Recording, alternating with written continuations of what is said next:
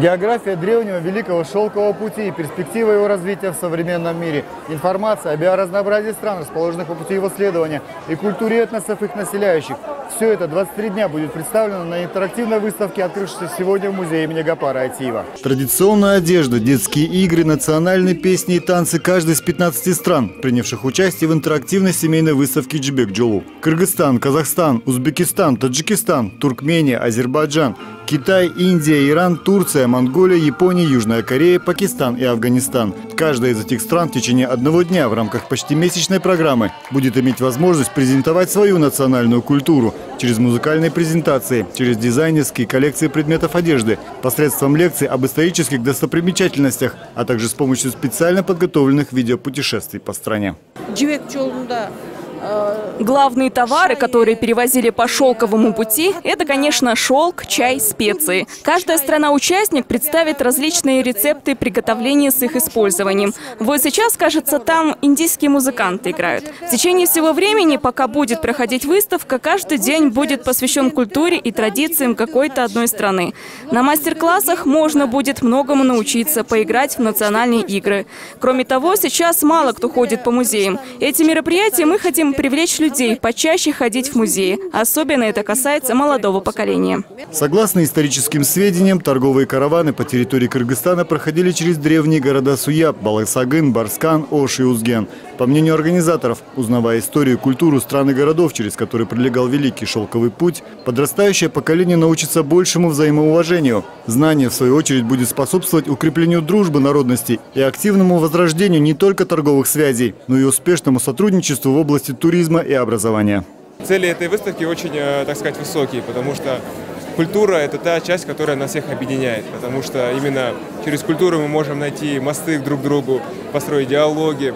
Основной зритель нашей выставки – это ребенок, чтобы он пришел на нашу выставку, ознакомился со странами, получил основную информацию, потому что сейчас мир, можно сказать, не имеет границ, и поэтому ребенок может полететь куда угодно. И придя на нашу выставку, мы очень надеемся, что он выберет ту страну, которая ему нравится, с которой, может быть, дальше он свяжет свою будущую жизнь, обучится, вернется, принесет технологии, инновации этой страны в Кыргызстан.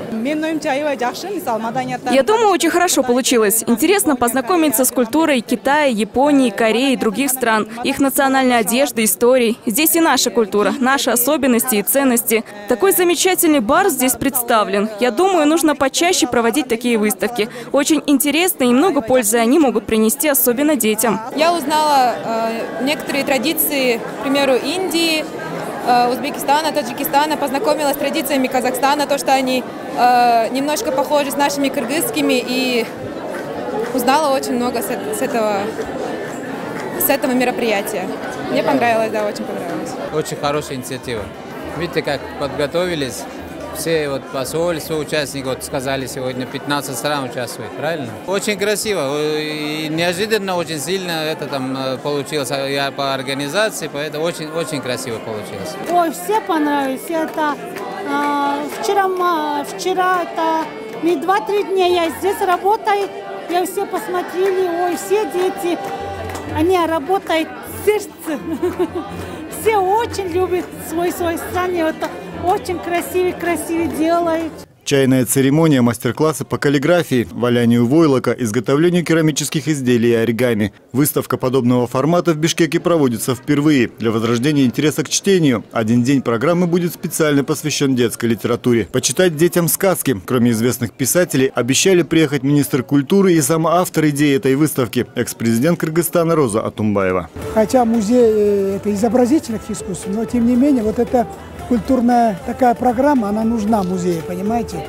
Вот мы обычно проводим Ночь музея 18 мая. И также вот это сегодня тоже прозвучало, что Великий Шелковый путь – это один из визитов, пригласительных билетов, чтобы приглашать всех зрителей для музея, посещения музея. Через этот Великий Шелковый путь можно увидеть в нашем музее постоянно нашу коллекцию. Это очень важно, потому что у нас же есть работы и японских художников, есть и корейских художников, есть и выставка иранских художников. То есть через эту выставку можно еще глубже войти в культуру тех народов, которые непосредственно имеют Великому Шелковому пути.